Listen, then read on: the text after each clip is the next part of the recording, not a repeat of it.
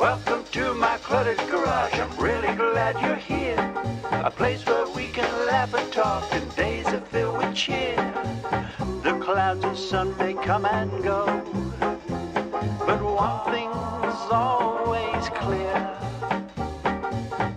Welcome back, my friend. You know I'm really glad you're here. Yeah. Good Monday evening, everybody. It is Monday, April 28th in the year 2025. This is live stream number 194. Welcome. I am truly really glad you're here. If it's your first time here, what we do is we talk about the channel. We talk about tractors and rural lifestyle things, homesteading, DIY, all kind of stuff like that. So welcome. If it is your first time here, please say hi in the live chat so that we can welcome you appropriately and let us know how you found the channel. Was it YouTube, Facebook, Instagram, or TikTok? I'm getting good at rolling those off like that. YouTube, Facebook, Instagram, TikTok. I used to get hung up on those. We do this every Monday night, pretty much every Monday night, 7 p.m. Eastern Time, just for 1 hour and 1 hour only. That way you can be on your merry little way. Well, we're going to get right into it. I actually have a topic to talk about tonight. If you watched today's video, I talked about charging for small tractor work, tractor services. And I thought that'd be an interesting topic to talk about tonight. And we'll do the live chat and kind of figure out what folks are saying. But that's what we're going to talk about, is if you have a small tractor and you want to do work with your tractor, then we're going to talk about how we can charge for that. So speaking of the live chat, this is a highly interactive live stream. So in the live chat, if you're watching this live, you can post a question or a comment. And if you post a question, post it like this with the word question followed by the question so that we can all see it. It'll pop out that way. And then we'll see if we can have a discussion. And then later on, we'll do a sticker giveaway before we wrap up tonight. We do this every Monday night as well. Give away the old traditional sticker there, and then we have this new one that we made. I don't know, it's been about a year, so not really so new anymore. But anyway, we'll do a sticker giveaway later on this evening. And the other thing is, if you click that thumbs up button, whether you're watching on YouTube or Facebook, because we are broadcasting live on both YouTube and Facebook at the same time, simultaneously, right now. So click that if you would. Appreciate it. What else? Let's go to the comments and see who's here with us this evening, because these hours go fast, but they are a fun way to start the week off, at least for me, and I think a few of you as well. I mean, you keep coming back, and I do appreciate it. So Mikey0011 is here. Chevhead Ed, good to see you.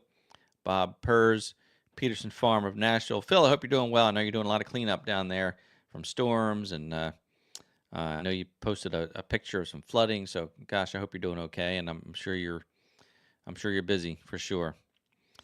Chris from the Watershed Overlook is here as well, our moderator extraordinaire. Chris will throw you off if you misbehave. That's his job. He'll also post links if I ask him to. He's very good at that. Very good. By the way, I do want to share a link, but Chris doesn't have this link. I'm working on another video now, planting the wildflower seeds that we do every year, and I was doing some tilling today, and we're going to sow those seeds in soon. It's really dry right now. I didn't realize how dry it was. In fact, I just came in a little while ago, and I had to change. I was so dusty. In fact, I had my cameras out there, and you can't really see it on here too well, but the camera's all covered with dust. There's the base, a lot of dust on there, and like that. So for this kind of work that we do, this kind of video work, these little action cameras are probably the best, because they're pretty much, I mean, this one comes waterproof right out of the box. So apparently you can submerge this without any kind of additional case on it at all. So that makes it also dust proof or dust resistant. So it's good for this kind of work. I have the Osmo Action. You saw that on the wood chipper video or the wood stump grinder video. I almost lost the Osmo Action or Osmo Pocket 3 because it has the gimbal and it got sand in it, and so that's a more finicky camera. But these guys are really good for doing the kind of work that we do. You know, I wish it had a little better picture quality, but they keep getting better. Every time they release a new one, it's a little bit better. They do a decent job. That's not what I was going to talk about. I was going to talk about the wildflower seeds. I have a coupon code for you for wildflower seeds. Excuse me 1 second.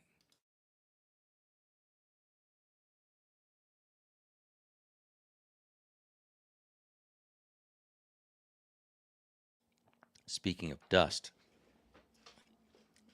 a little sneezy going on there. Anyway, I have a coupon code for you for wildflower seed, and I want to share that with you this evening,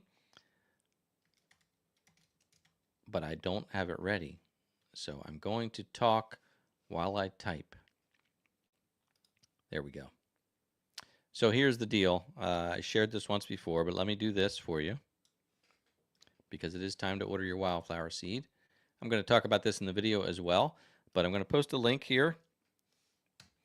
That is a link to American Meadows. It's a special link because it directs you to them from the channel. So they're like, oh, Ed sent us a potential customer. Thanks, Ed. And I don't get any kickback for that, but it's just nice for them to know that that you know we're working well together. And then if you buy something from American Meadows at checkout, use this code, which is Garage25. Garage25 will give you 10% off your order of $50 or more. And it's not hard to spend $50. So Garage25 at checkout. Use that link to get to the website. And again, I like promoting that company. They're a Vermont-based company, and we had Mike on here, live stream guest. He's the owner of the company. He's the wildflower guy. So knowledgeable and such a great company. So, you know, I partnered with them last year. They provided the seeds that we planted last year. They did the same thing this year because I agreed to give them some exposure as well. So it works out really well. So if you're going to get wildflower seeds, please go to that website and check them out for sure. I get the Cosmos and Zinnias. That's what actually Ann taught me that years ago, that those were the flowers that she picked out. Cosmos and Zinnias, they grow like weeds. They're beautiful. They come up all summer long. You have flowers up until the first frost, so they're really impressive. So yeah, I know, Chris. It's weird, isn't it? They came up with the code for me. I asked for a code MCG, but they came up with Garage 10 or Garage 25, but it's Garage 25 to give you 10% off 50 or more. That's a lot of numbers, but yeah. So, are you asking they have micro clover? Is that, I don't know what that is. It sounds pretty though. We'll see if Mike can get back on here too to talk to us as well, because he was really, really fun to talk to.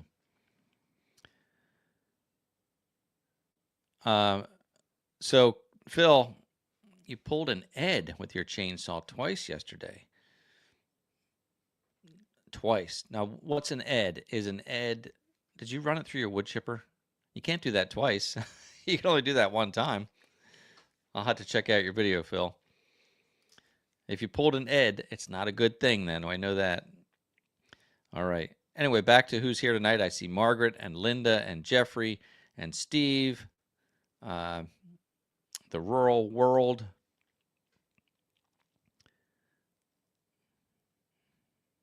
Good to see you. Linda's asking for tips from the viewers on building a chicken tractor.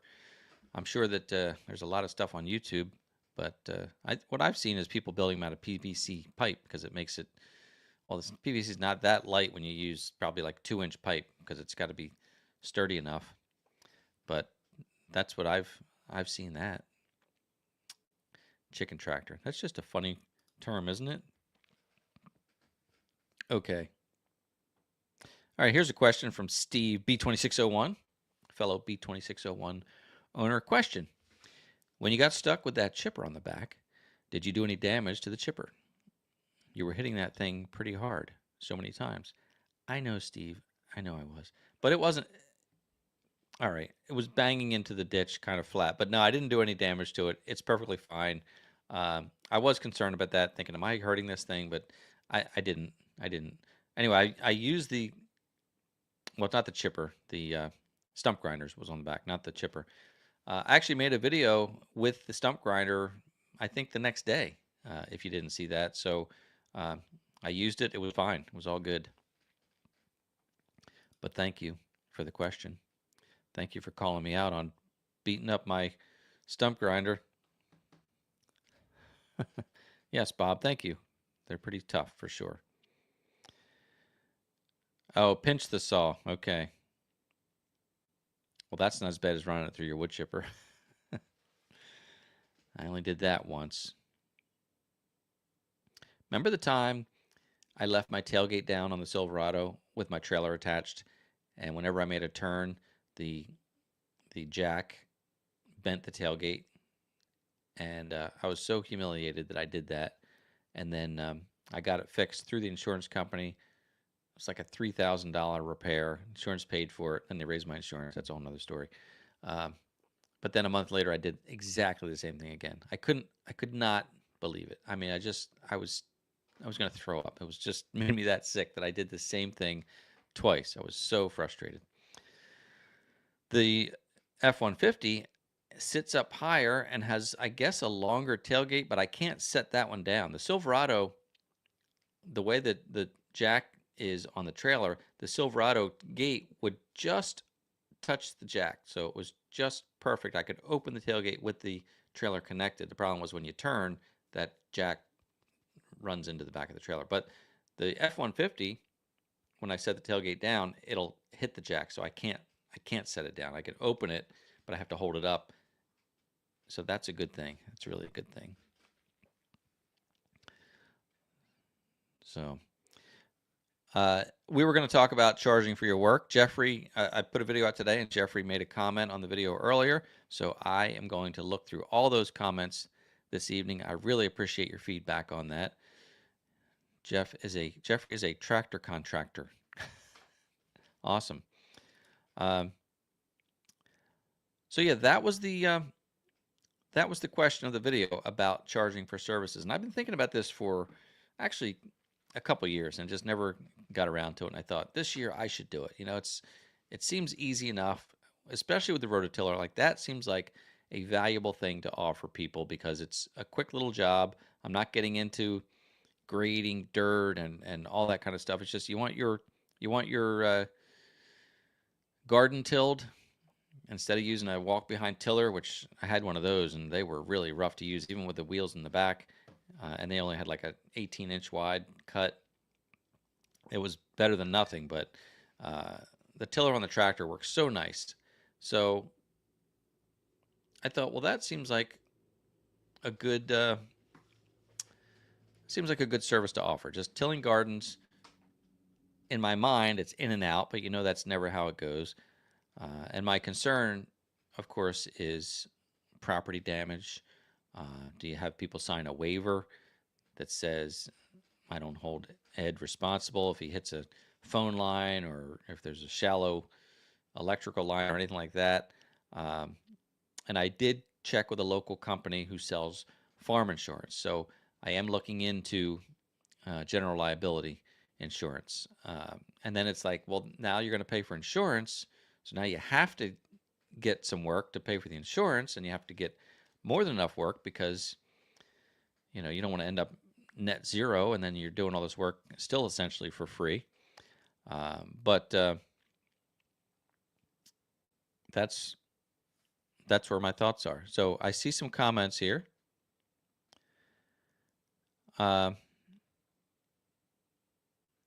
Here's a comment from our friend Chris regarding side work.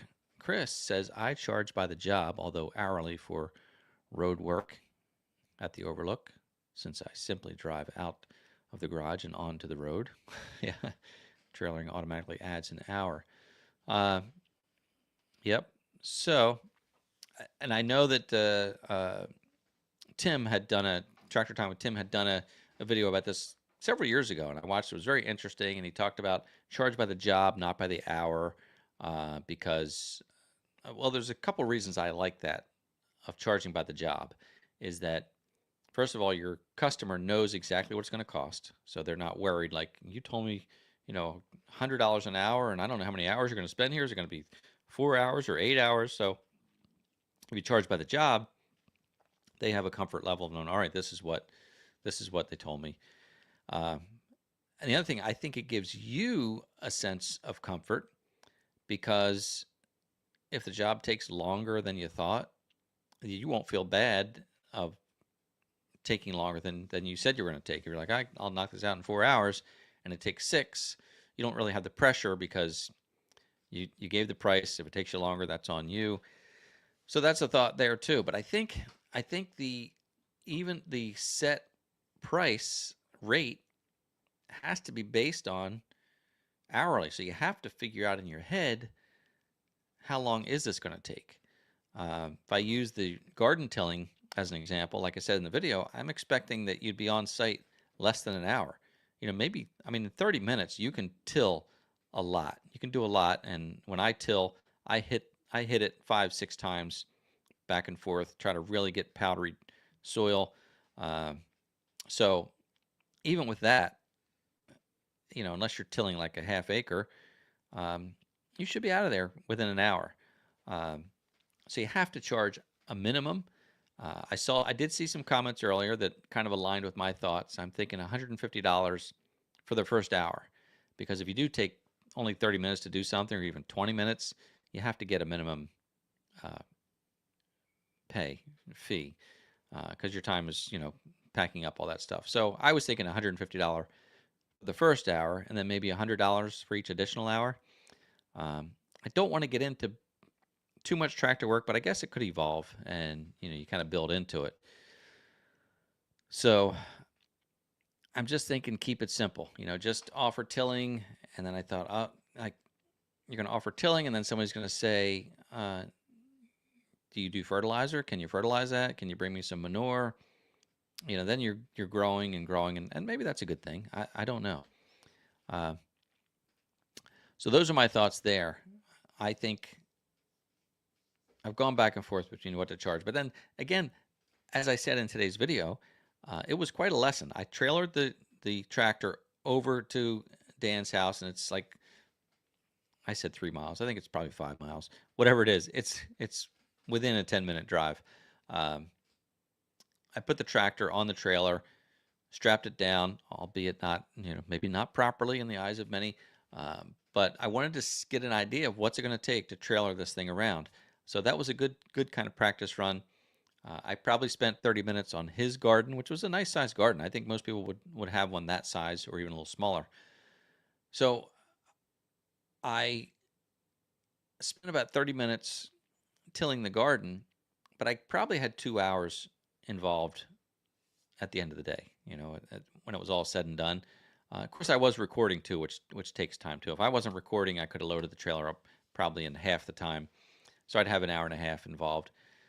Even at that, if you charge like $50 to go till a garden, that seems not bad for 30 minutes, but then you got to figure that's really almost 2 hours of work. Plus, it's not just your time. You're bringing like $30,000 worth of equipment to the person's house. And I'm just using tilling as an example, but whether it be tilling or loader work or stump grinding, any of that stuff, you figure you're bringing about $30,000 of equipment to that project. Just because you have it doesn't mean you can do it for free. So you have that. You do have fuel costs, fuel in your vehicle to trailer the tractor there, fuel for the tractor, wear and tear on the tractor. If something breaks, you've got to pay to fix it. So there's a lot of things to think about. And sometimes we just want to make a few dollars and think, I'll just do this kind of for fun. But you have to really think about it with like a business mind, because you can get caught off guard or caught up in it. So anyway, I see Buddy. There's Ann. Ann's on. Ann's on the chat, somebody had made a comment that Ann should be here tonight right beside me so she can talk about her experience with the mini skid steer, because everybody knows Ann loves the Baumolite mini skid steer. She wakes up talking about it. Like, is it too early to go run the mini skid steer? She loves it that much. We're not going to have a forest left. It's going to be all gone. So I'm going to see any other comments here. Oh, everybody's just chatting with Ann. It's all about Ann tonight. Okay, I'll just go away. Here's a nice comment from Roadster that says, "Can't thank you enough for your advice and video. Received the WC68 the other day. I've used it 3 times now on the B2601. That bad boy is a beast, and the B2601 purrs like a kitten." Hey, I love that wood chipper. It is one of my favorite attachments. I feel like I say that about every attachment, though, because I was using the rototiller today, and I thought, man, I love this tiller. It's one of my favorite attachments. But seriously, I mean, I only use the tiller in the spring. It's used for a month, and then it gets parked. But things like the grapple, I use year-round. I love the grapple attachment for the tractor. Love it. The wood chipper tends to also be seasonal. We're getting ready to use it soon because spring cleanup, because through the winter you have limbs that fall and just general cleanup. So we're going to use it. We use it heavily in the spring, and then in the fall, you use it again for like a fall cleanup. So that one gets used more than the rototiller. It's really a year-round attachment, although we mostly use it heavily in the spring. So yeah, I love that chipper, and you're going to love it too. The B2601, as you know, I've talked about this on the video, the B2601 is barely adequate for that chipper. Now, Woodland Mills recommended that I go with the WC68 when I talked to them, because even though it'll hold a 6-inch, or supposedly it'll take a 6-inch limb, the tractor would never handle that. But their point was just put smaller pieces in it. I don't chip anything larger than probably 2.5 inches. 3 inches would be the max. But because it has that 6-inch or 6x8 opening, and if you're only chipping 2 to 3 inch limbs, that big opening gives you a lot more flexibility when it comes to, very few limbs are perfectly straight. Usually they have, a crook on them or something, or branches coming off. So by having that bigger opening, it gives you more flexibility for these limbs that aren't perfectly straight, so they can kind of wind their way in there. And I plenty of times I get one jammed because the limb has a crook in it like this, and it goes in the chipper, and it can't get past, it gets wedged in there. So you have to get your saw and cut it on a straight angle. But yeah, good choice. I'm glad you're happy with it. I know you'll be happy with it. I just love using it. And also, as I've said, it's sort of therapeutic. I use your ear protection. Put your ear protection on and your eye protection. But it's just therapeutic to just be feeding limbs into that chipper and making the wood chips and the mulch. I love it, and it's going to be hooked up very soon here, because we've got limbs laying around. So I will look at some more comments here. Buddy Greg does a lot of rototilling, charges by the job. Okay. So Buddy, let me ask you this. If you're charging by the job, you must have kind of a rate for the size garden. If somebody says, oh, it's a 10 by 10 garden or 20 by 20 garden, whatever it is, or do you go out and look at the job first, which is always a nice thing to do for your own peace of mind, so that you give them an accurate price? Do you go out and look at the job first and then give a price, which makes sense? But now you've got another potential 30 minutes wrapped up. Maybe you could look at the job on your way going somewhere, but at least 30 minutes wrapped up in your time just to quote the job. So you've got that 30 minutes, and then you might have, again, 2 hours between loading doing the job, unloading, travel. Now you have maybe 2.5, possibly 3 hours. So, but that was my question, I guess, buddy. Do you go look at the job first to give your quote? I would think you'd have to. It's hard to quote something like that over the phone or the internet. Kevin says, skid steer guy that he hired a few years ago was a 4-hour charge and worked to show up the hourly, little less rate per hour for additional. Yeah, that's, again, I kind of had that in my mind of like, as I said, 150 for the first hour, $100 for each additional hour. That seems like it would be fair to me. And then you can't feel bad if somebody says, no, that's too much. Well, then you don't have to do it. You know, it's you don't want to feel bad that you charge too much, because you have to value your time and your equipment. And if somebody chooses not to, that's okay. That's all right. I don't hire every person I get quotes for sure.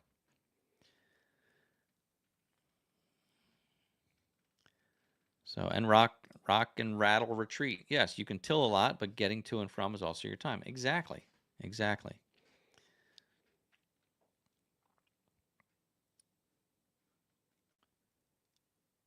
And Chris, I think it's fair to consider how much time and labor you're saving the customer. There's definitely value beyond that. That is an excellent point, Chris, because just because we have a tractor with an awesome attachment, and I can till your, you know, 20 by 30 plot in an hour, think about what that's saving you, the customer. How long, even if you had a decent, I'm going to say Troy built, because that was the one that had used to advertise a lot in the 80s, and the big wheels in the back and the tines in the front. They made it look like, oh, with one hand, you just run it over the ground. It's not that easy. Even if you had a really good walk behind rototiller, how long would it take you to do that? Hours, right? Like, think about it. I mean, 20 by 30 is a big piece of ground, but just think about if you had a 20 by 30 plot and I could till that in an hour and charge somebody $150. If they had a walk behind tiller, they'd be out there all day long. So, good point to think about what you're saving the customer.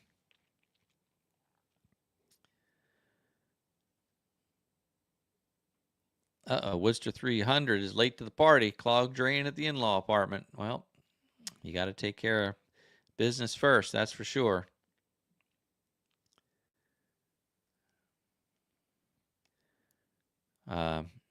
Good point, Kevin. Brock has made some videos about it and how it's too easy to not charge enough. And that's what happens. You're like, oh, I'll do it for this. And then you get yourself, I've been in that situation many times, not with tractor work, just with other work, where you agree to do something because it seems like it's not a big deal.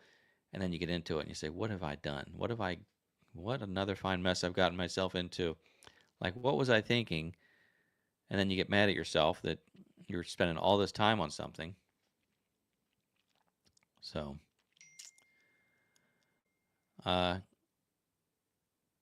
who's your handyman? About the wildflower sprouts or sunflower shoots. We didn't get the seeds in yet. I'm just doing it now. It's been cold. I should have probably done it a week ago, but we had this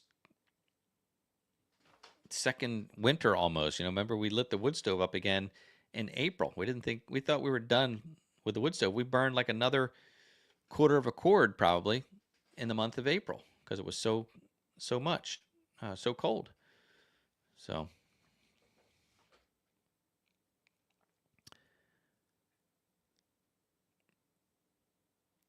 yeah. Yes, Psycho Silver. I was trying to sound that out. Psycho Silver. Burn, baby, burn. No wood chipper here. I used to burn. We had a big brush pile. Burn it off a few times a year. I love that. First of all, a lot of times you can't do that because of the weather, because of wind, burn bans, those kind of things. And it also leaves kind of a mess. We had a pile where it was just always charcoal because that's where the burn pile was. I get it. Sometimes just lighting it off seems like a quicker way to go. We like chipping though because you can do it as you need to instead of building up a brush pile. Um, I like that I can chip where the limbs are instead of dragging the limbs to the wood pile or the brush pile. We just chip it a lot of times on site wherever that limb is. And then we like having the wood chips to spread around trees and trails and around the house and whatnot. So I get it though. I get it. Sometimes you think, oh, man, if I just light this off, it'd be gone. But pros and cons, right? Pros and cons. All right, I'll read some more.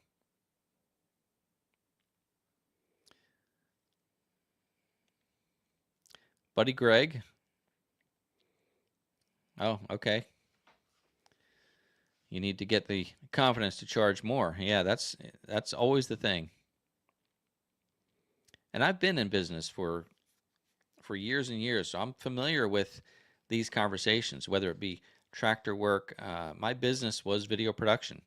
I was a wedding video guy back in the early '90s. I was the guy with the big camera on my shoulder going to all the weddings, and um, I had a love-hate relationship with that business. But in the '90s, it was pretty good. In the '90s, people hired you to video their wedding, to video, dance recitals and things like that. And of course, that led to corporate work where you're making training videos and things like that. Um, and I belonged to a videographers association, and it was great because we talked about these very things about charging for your time, for your equipment, how much you put into it, the trouble of undercharging or not having the confidence to charge uh, because people don't understand what goes into the end product, and that it all aligns very well with any kind of service work. Really, we're talking about tractors, whether it be photography, videography, uh, any of the trades. It's a service industry, and it's tough to charge for services because people don't always see uh, the value, or they don't feel like they get anything tangible in return for it. So service work is difficult. I guess it's all difficult. I'm sure retail is too, but um, so yeah. All right. Any other questions or comments here as I look through? Here's a comment from the rural world. I do excavation work and land management. Some folks want the invoices broken down by line item. Others want to pay by the hour. Adjust your rate so either way you make it worth your while. Yeah, I can see that. I can see that. And I'm the same way. There are times where I just want to pay somebody time and materials. Just tell me what your rate is and we'll go from there. So, and Rock and Rattle making another good point about the equipment, value of your time, but the use of the equipment and maintenance. Your equipment won't last forever. So it's true. Again, if I go out there with $30,000 worth of equipment and I'm like, wow, I made $1,000 this weekend. That's pretty fun. The $1,000 gets spent on fuel, on bills, things like that. There's probably very little to set aside. And you might do that. You might do that 30 times. Like, wow, I made $30,000, but the money's gone because I used it for bills and whatnot. And then your $30,000 equipment breaks down, and what do? You got to go out and finance it, or come up with more money to do that. So yeah, I get it. Oh, Margaret says Arnie Carlson is back. Arnie, I actually was thinking about you. There you are. Yeah, it's funny, Arnie. I actually thought about you because I remember you came to the live streams a lot in the beginning. So glad to see you. You don't see somebody, you start to wonder, you start to think of the worst, unfortunately. But glad to see you. Thank you. Who's your handyman? To remind people to hit that like button, thumbs up. Thank you, Chris. All right. Good. So I'm hearing people say charge by the job. One comment about make an option to charge by the hour. Seems like the consensus is to charge by the job based on an hourly rate. So what do you think about the idea of, say, $150 for the first hour? And that way you're kind of telling somebody, oh, I'll get this done. This should not take an hour. So I guess, though, if you're looking at something and you know it's going to take more than an hour, then you could just quote them and just say it's going to be $250 for this. And that's 2 hours of your time. If it goes to 2.5 hours, well, then that's on you, right? So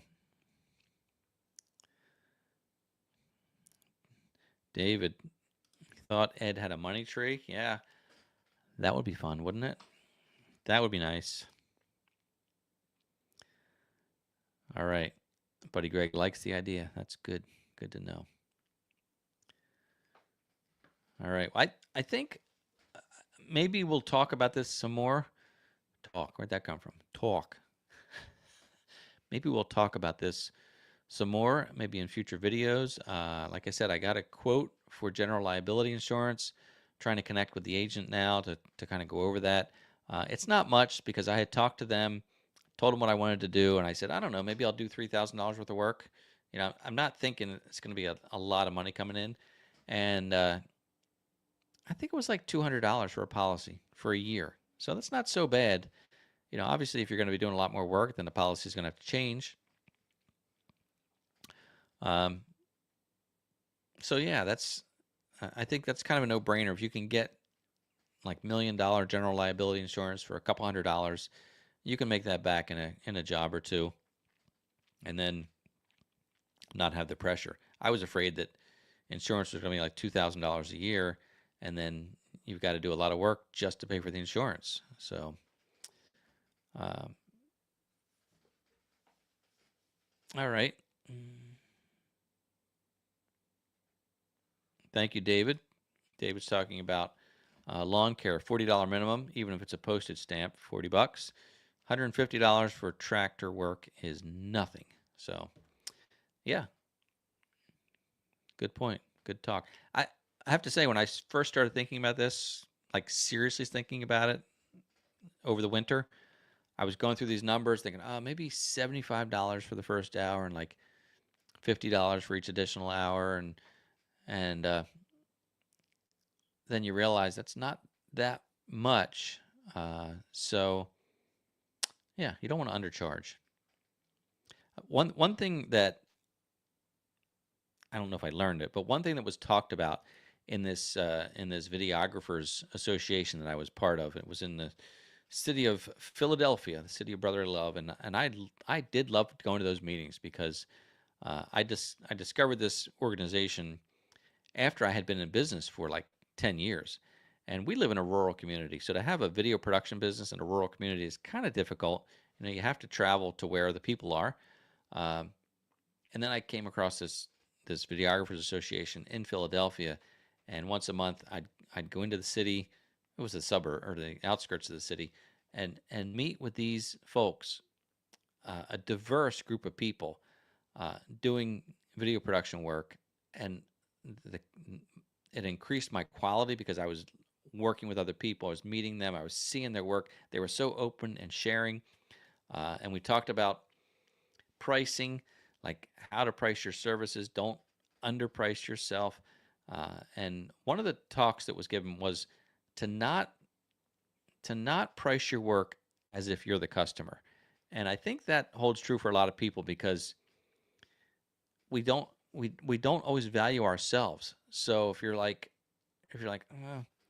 $100 seems like a lot. To you, it might seem like a lot, but to your customer, it's not. Because again, they're getting this great service. You're saving them hours and hours. So you have to think. It's hard to change your thinking, but you have to think as if you're not the customer.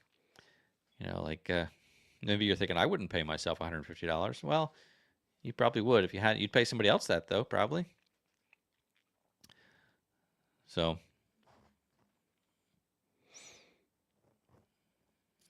all right. Yeah, another good point. If you blow a hydraulic line, I mean, $150 is nothing. What if you get a flat tire? Then you spend hours and hours bringing the jack back, taking the tire off, getting it fixed. I mean, it would be I did a video about having a bad day. That would be a bad day, right? My bad day was just me stuck in the woods, and it really wasn't even that bad of a day. But it can be very frustrating if you're trying to make money and maybe you have a couple jobs lined up, and then one of them something happens to your equipment and you got to fix it, but you've got these other jobs that are backed up now, and it could be very stressful, right?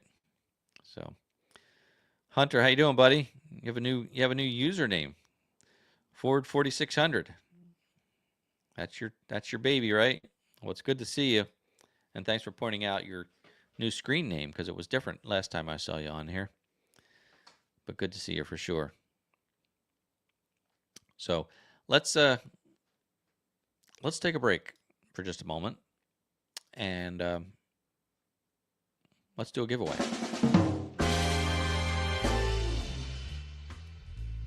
Let's do a sticker giveaway. You know how this works? If you're new to the live stream,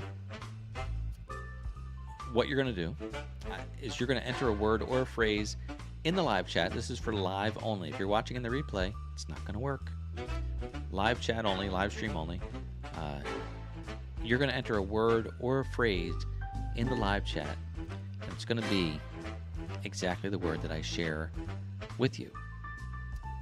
It can be an uppercase or lowercase, or a combination of the two, but no spaces, and there's a hashtag involved.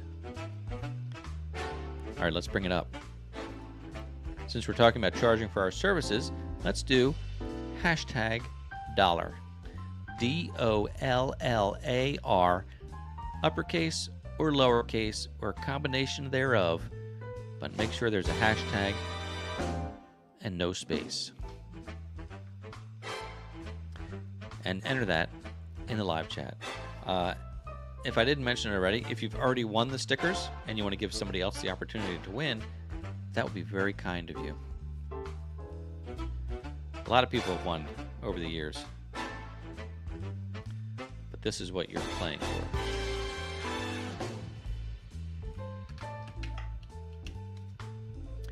I had made these up for the Equip Expo, so I'd have something to give away as I came across people, and I gave several away. Gave several at the Farm Machinery Show. These are custom made by me, designed by me, and our name is right on there. So you won't see these anywhere else unless somebody else copied it, or unless I copied it and didn't know that I saw it somewhere else. Who knows? Anyway, that's what we're doing. As soon as this music cuts out, we're going to hit the draw button. So you have some time to enter hashtag dollar, just like that. Hashtag dollar. Blue Tractor Adventures. What's your blue tractor? Is it a New Holland? Is it an LS? What are your Blue Tractor Adventures? I guess there's only one green tractor. You know, we've got orange tractors that are Kubota and Coyote. We've got blue tractors, LS, and New Holland. Red tractors are Massey Ferguson, TYM. I almost hit remove instead of draw. But no other green tractors that I know of. The winner is David W. How about that, David W.? Well, congratulations, David W. You're the winner of tonight's sticker giveaway. If you've not emailed me in the past, David, I think you have, but still, I'll need you to email me at this email address. Contact mcgtv@gmail.com and send me your name and your mailing address, and I'll get these in the mail to you post haste. Congratulations, David W. Look forward to hearing from you. There we go. How about that? All right, that was fun, wasn't it? I love doing that giveaway. That's a fun thing. I just love how it works with the system here. I used to do giveaways before they had that, and it was really difficult. You'd have to look through the comments and see who made the first comment. Bob says, lots of green tractors. Okay, I just wasn't thinking of anything similar to John Deere green, because Kubota and Coyote look almost identical. Massey and TYM are probably almost identical unless you're looking really close side by side. And then, well, LS and New Holland, I think for a while, I think LS might have made New Holland, or maybe they still do. I don't know. I don't. What can I say? I don't know. Oh, yeah, Oliver was green. Very good point. But it was a way different green than, I think it was a way different green than John Deere. John Deere has a really bright green, and I actually liked the color of Oliver tractors. That was a nice green. That's a nice green. I like that green. Fendt is green. Okay. I don't know what that is, but there you go. All right. I have been corrected here. I've been corrected. Okay. But they do all own, I guess, the specific Pantone that can't be copied, right? They probably copyright the Pantone, I would say. And Kubota actually changed their orange. There's old Kubota and new Kubota. Like it was like pre 1994 or something was one Kubota color, and then they went with a darker, redder orange for the newer Kubota. So they changed their color. Yep. Yeah, Oliver, best green tractor. Nice. Oh, and John Deere has had different greens over the years. How interesting. Maybe that's something that our friend Lee Klonscher could write about from the Octane Press, since he writes all these great books about the history of tractors and things like that. Steger was a great green tractor. Gosh, there's so many of these that I don't know about. Interesting. I saw at the Equip Expo when LS was there, they had a camo tractor. It was what do you call that? There's a name for that camo. It's like a brand name or something. But they had it in camo. It looked kind of neat. I don't know if I'd want that or not, but it did look different. I did like it. I don't care what color a tractor is, as long as it works well. Arnie's tractor is dirty. So's mine, Arnie. So's mine from all that mud. So, Mossy Oak, thank you. That's it. I see Mossy Oak. I guess is that like a copyrighted brand, like a pattern that's copyrighted. I think so because I see Mossy Oak on different things. Like even the when I was looking at side by sides and I looked at the Kubota Sidekick, I think one of the options was the Mossy Oak. So, yeah, it's a brand. Thank you, Chris. How about that you could actually copyright like a camo design? You know, that seems like it's so random.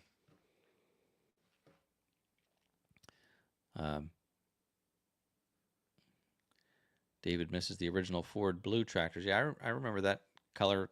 They were a little darker, I think, too. It's funny though that like cars and trucks, you get all these different colors, but tractors, it was one color. Like imagine if John Deere offered their tractors in different colors. That'd be kind of weird, although I mean, cars do it. So, but you'd have to have so much more inventory. Like, oh, I want this B2601, but I want it in blue. Or so that'd be, then you'd have to have a whole bunch of B2601s. Where right now they just stock a couple and they're all the same. Oh yeah, Realtree. That's right. Mossy Oak and Realtree. I have seen those too. All right, Chris. I see you did a Mossy Oak link there. We'll have to do like a side by side of Realtree and Mossy Oak and see what the real difference is. Yeah. All right, let me look through some comments here before we wrap up for the evening. Thank you again though for watching the video today. Today's video, which was the one with me doing the tilling, is according to my YouTube analytics, it's number one out of the last 10 videos It's the most popular of the last 10 videos that I've put out. You never know what's gonna hit, you know. Yep, it's still number one. How about that? That's fun. That happens sometimes. You know, some videos do better than others.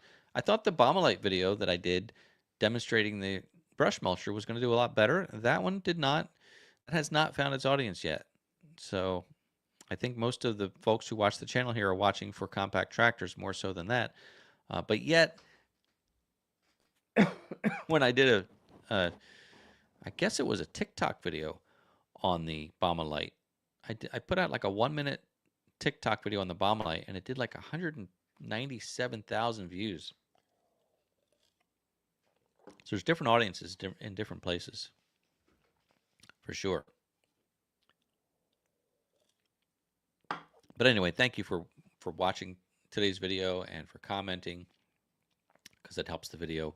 You know, you're probably aware of this, but when you see a video that you like from any of your favorite content creators, if you hit the like button on that video and if you make a comment, the algorithm sees that as engagement, and it recognizes that people are enjoying this video, so then it shares it with more people.